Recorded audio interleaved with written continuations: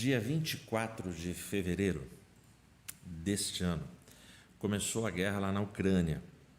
Hoje é 13 de abril, portanto, a guerra na Ucrânia hoje está completando 49 dias. Nesses 49 dias, milhares de soldados ucranianos e russos já morreram.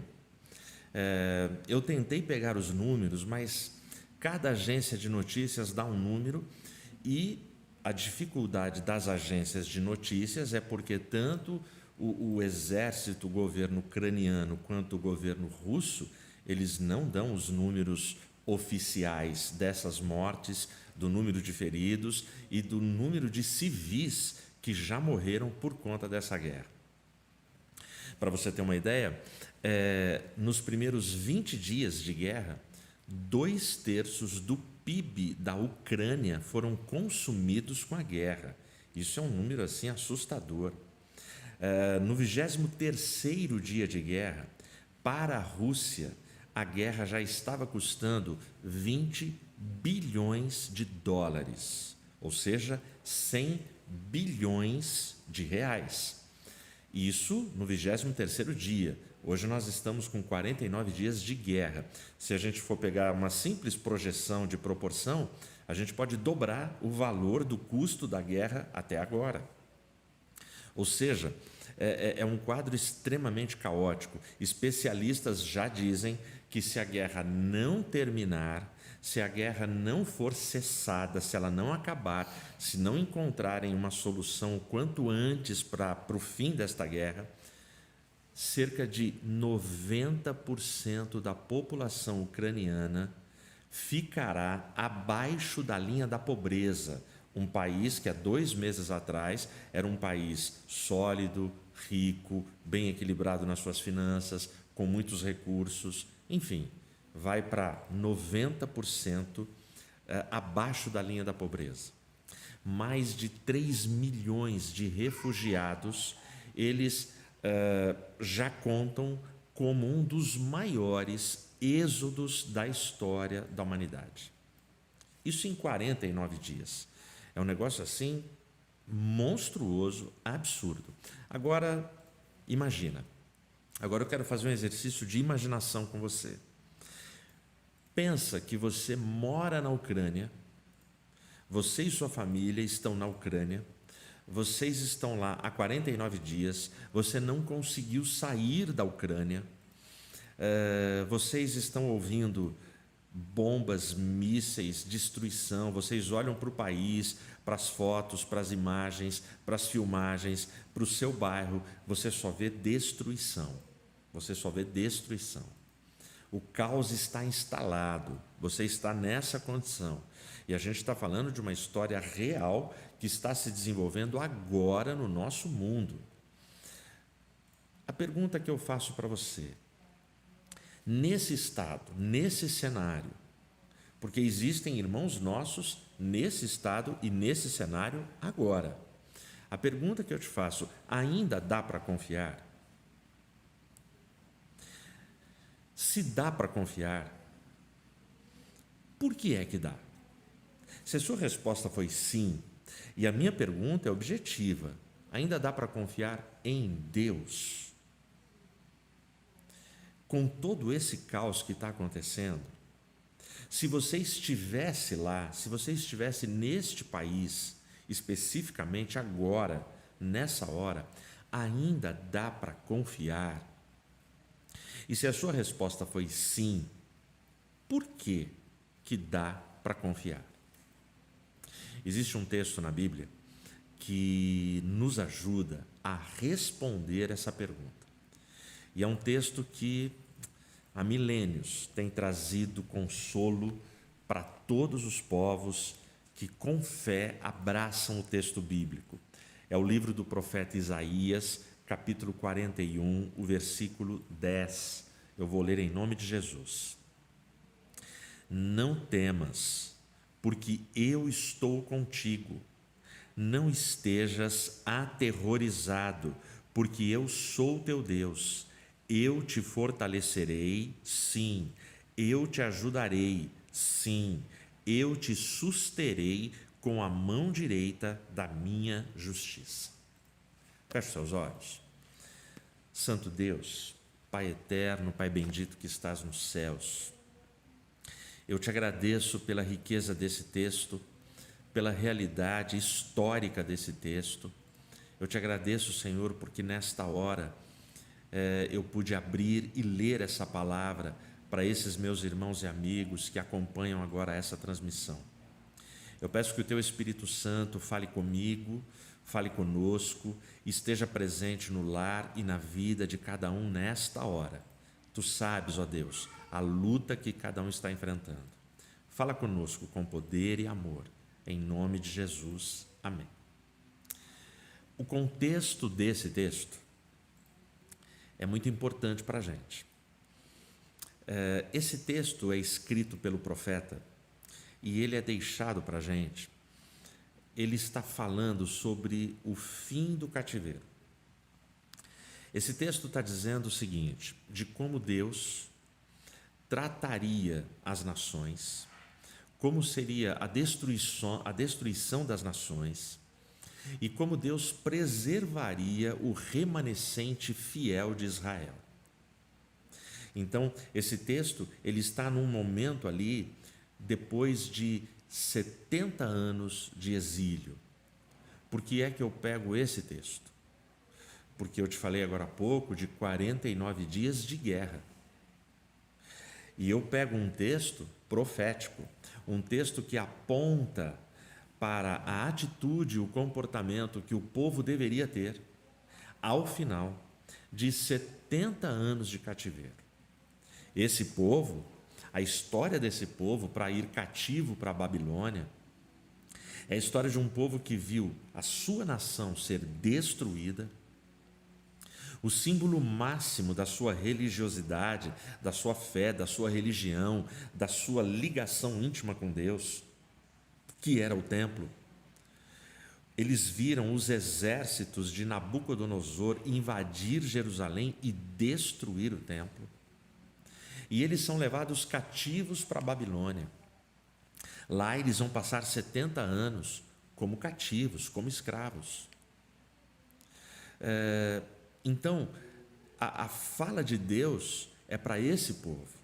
Então, agora que você entende o contexto, agora que você entende aonde que essa frase bonita, esse versículo bonito, aonde que ele está inserido, eu acho que fica um pouquinho mais confortável ou um pouquinho mais racional você tentar responder. Ainda dá para confiar?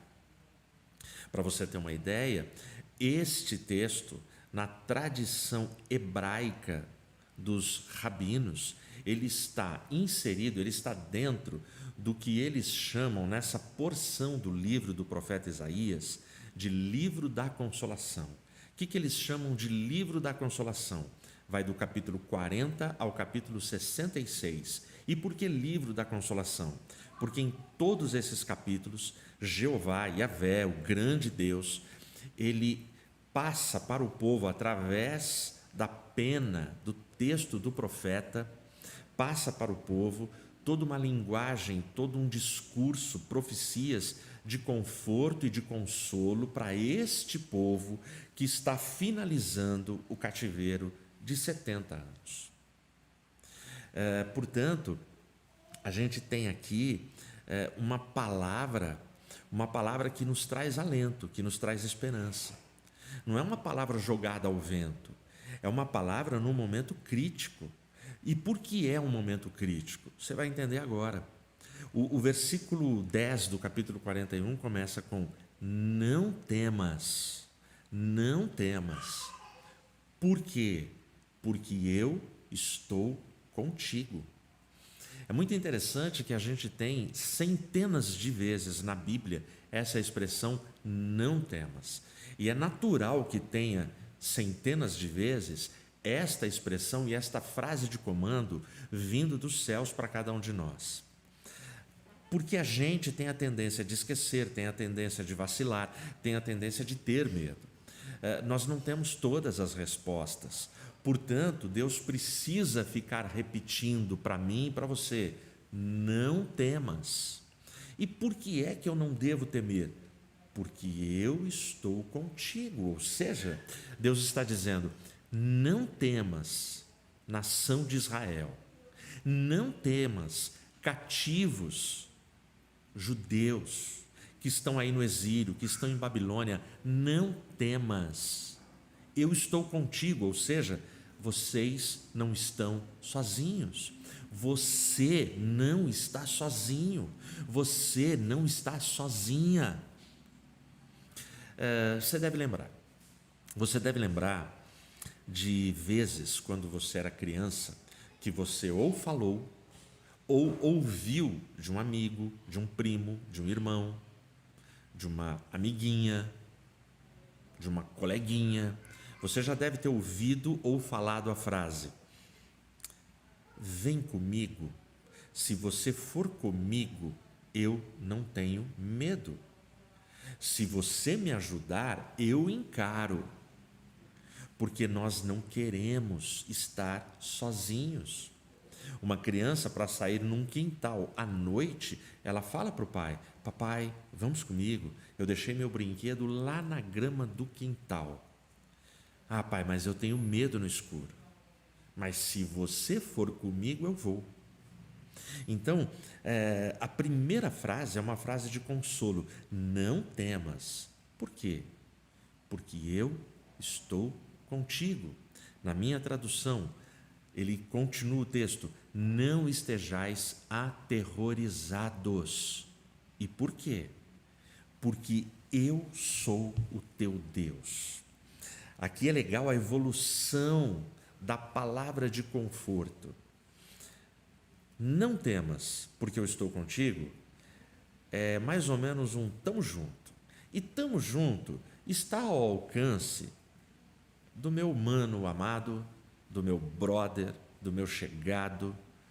Ou seja, eu acabei até de te dar o exemplo: o meu pai, o meu irmão, o meu primo, o meu amigo, a minha mãe, o meu tio podem me dar esse conforto para eu me sentir ajudado, protegido. Mas a sequência é: não temas, porque eu sou o teu Deus. Ou seja, Deus está muito além, muito acima de um brother, de um amigo. Ele é Deus. Você não está sozinho, porque Ele é Deus.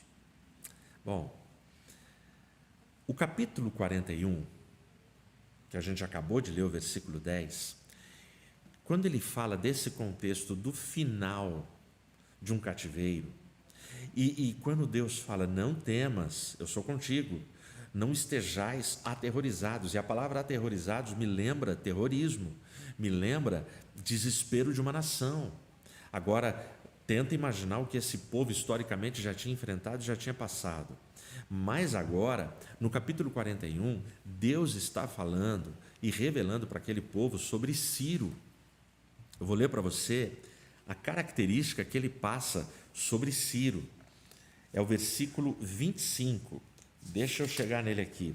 Olha o que diz o 25 a respeito do rei Ciro: eu tenho suscitado um proveniente do norte, e ele virá. Desde o nascer do sol ele invocará meu nome, e ele esmagará príncipes como alguém sobre o pilão, e como o oleiro pisa o barro.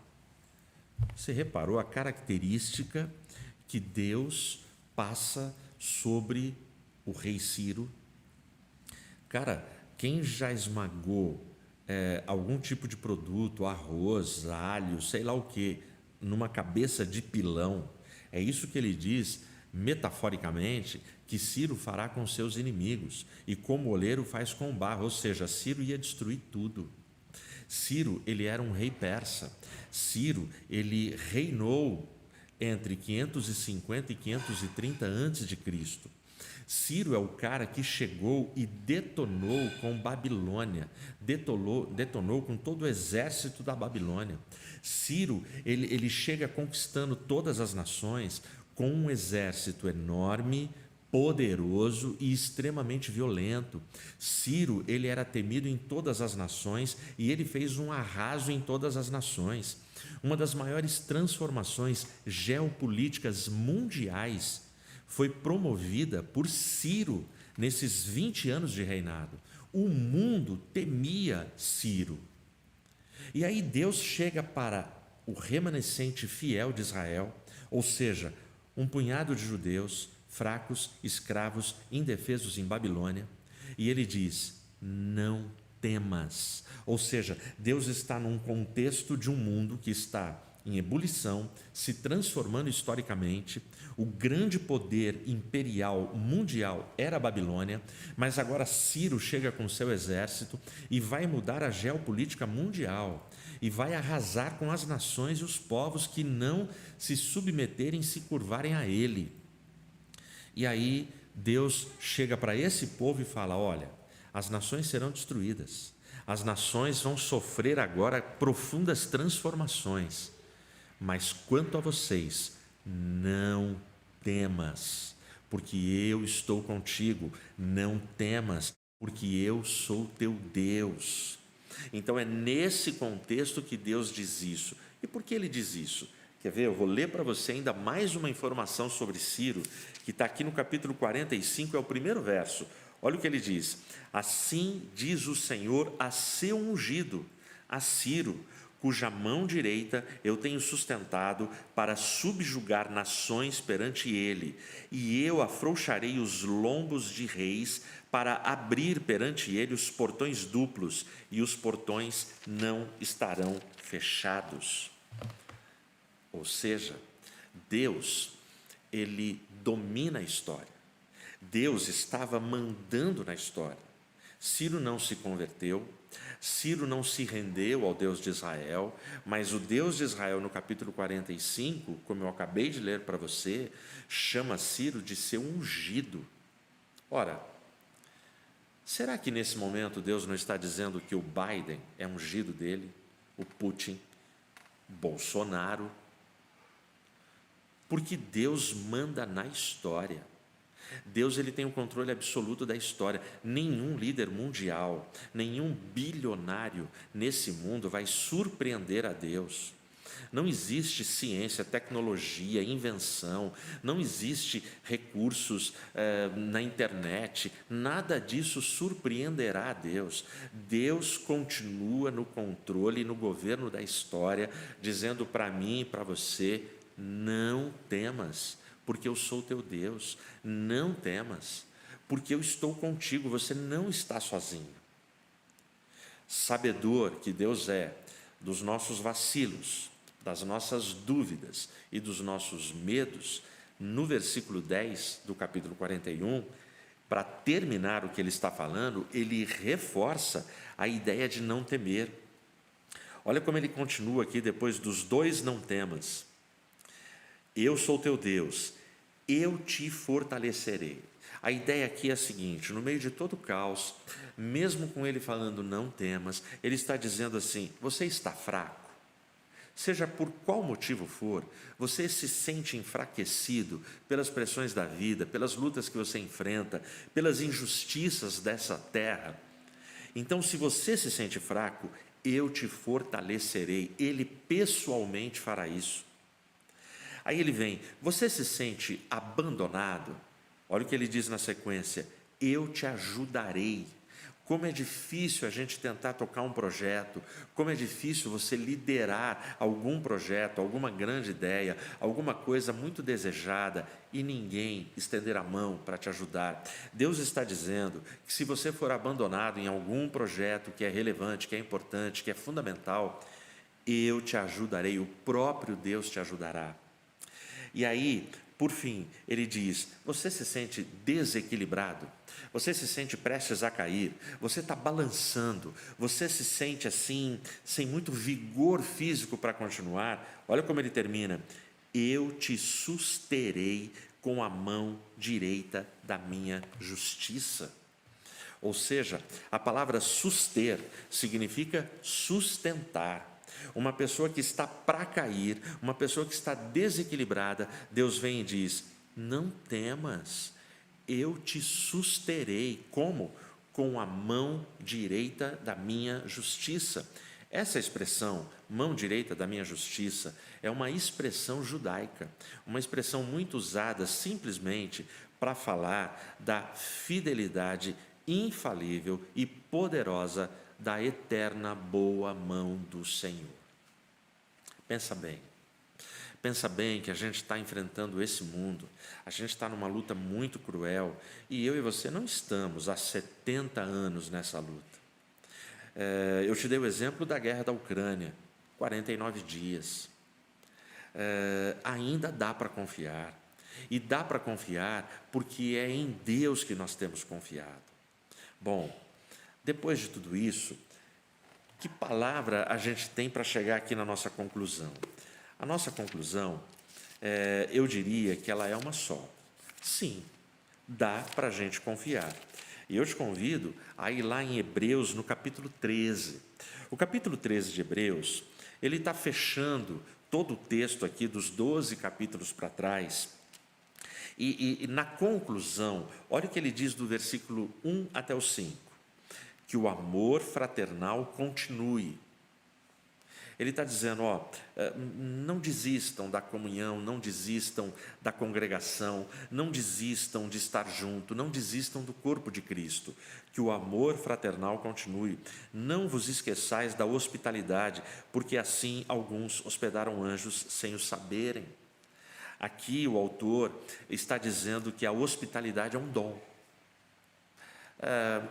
E você sabe o que eu estou te falando. Existem casas que você já visitou, existem casas que você foi, que você não se sentiu bem. Existem outras que você foi, que você até se sentiu bem, porque tecnicamente a recepção foi ok, foi perfeita. Tudo muito educado, tudo muito certo. Mas existem casas que você já foi, que nunca mais essas casas sairão do seu coração. Existem casas que quando você esteve lá, você sentia nas pessoas que te recebiam hospitalidade como dom espiritual. Gente que consegue você fazer sentir que você pertence àquele lugar, àquela família, àquele corpo há décadas, há anos. Gente que faz você sentir num simples almoço, jantar, café da manhã, numa pizza, a presença de Deus. Ainda que não tenha um culto, não tenha mensagem, não tenha nada. É um churrasco, são piadas, são causos, são experiências que se diz, que se trocam, que se falam, mas você sente a doce presença do Espírito Santo. Isso tem a ver com o dom da hospitalidade. E eu te diria uma coisa, se você não tem, peça a Deus, que a todos dá liberalmente. Nós precisamos. Você vai perceber que um simples pão com manteiga e um café pode ser diferente de uma coisa simplesmente técnica, mas pode ser uma ceia de amor, pode ser uma festa do ágape na sua casa, na minha casa. Aí ele continua aqui no versículo 3: lembrai-vos daqueles em cativeiro, como se estivesseis cativos com eles, e daqueles que sofrem adversidades, como se vós a sofressem também no vosso corpo. No 3 ele fala sobre empatia. Lembre do cativeiro, lembre daqueles que estavam cativos. Em algumas traduções lembrem-se daqueles que estão em prisões. Literalmente ele fala de gente presa, de gente que está lá na cadeia, que está pagando por seus crimes, e está falando tanto daqueles que têm culpa de estarem na prisão, quanto daqueles que estão presos injustamente, porque nós temos na história dos presídios muita gente que acaba atrás da cela sem merecer ir para trás da cela, e muitos que mereceriam estar atrás das celas e estão livremente por aí aprontando. Então, ele diz aqui sobre empatia. Lembre dessa gente, lembre de quem enfrenta a adversidade, como se você estivesse sofrendo isso. Aí ele vai para o 4, que o casamento seja honroso entre todos, e a cama sem mácula, porém, aos prostitutos e adúlteros, Deus os julgará. Então, no meio de todo o caos, no meio de todo o cativeiro, no meio da guerra da Ucrânia, no meio de tudo isso, Deus continua se lembrando do símbolo que ele estabeleceu antes do pecado.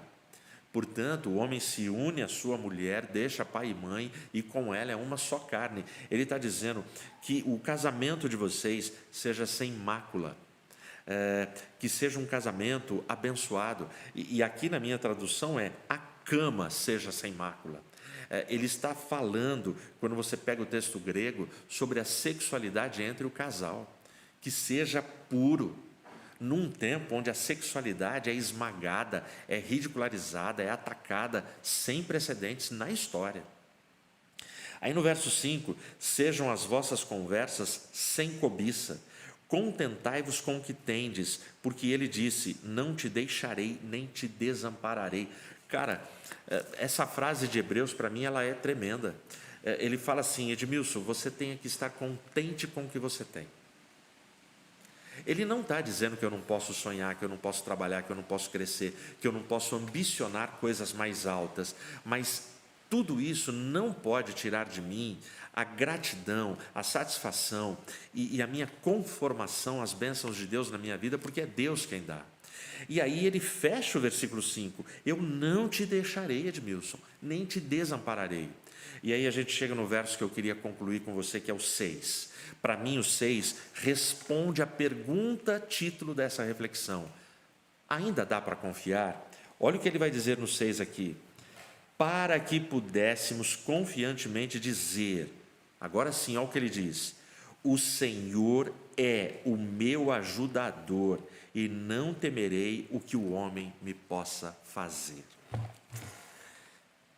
Quem está atacando a Ucrânia e matando gente, civis e crianças e mulheres lá? Homens. Quem rouba? Quem mata? Quem estupra? Quem te ofende? Quem deseja o mal para você?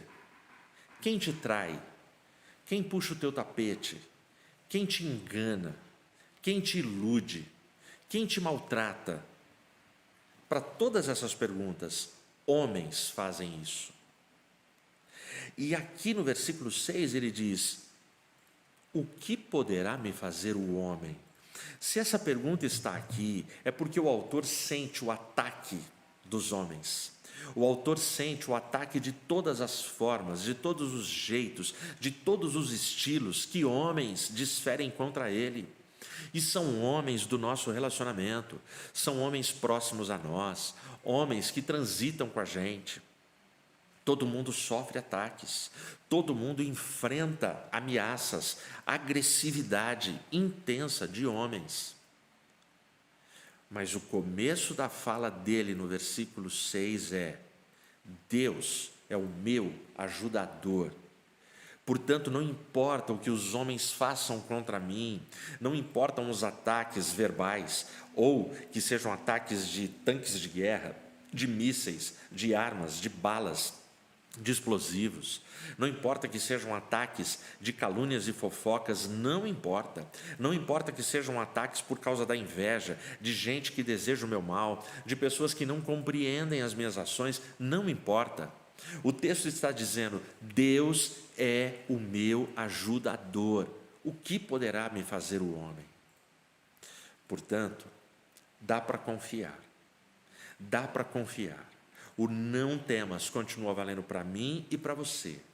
E para que não ficasse nenhuma dúvida, o autor desse texto aos Hebreus, ele chega no versículo 6 e fala isso, Deus é meu ajudador. E aí, para que a gente tenha certeza absoluta, 2 versículos depois, no versículo 8, é onde ele vai dizer aquela afirmação que se tornou famosa na cristandade do mundo inteiro. Porque Jesus Cristo é o mesmo ontem, hoje e será para sempre. O Jesus que esteve com o povo cativo em Babilônia e os levou de volta para a sua terra e controlou a fúria de Ciro, é o Deus que está comigo hoje e com você hoje. É Ele que nos guarda, é Ele que nos protege, é Ele que nos garante. Que Deus te abençoe.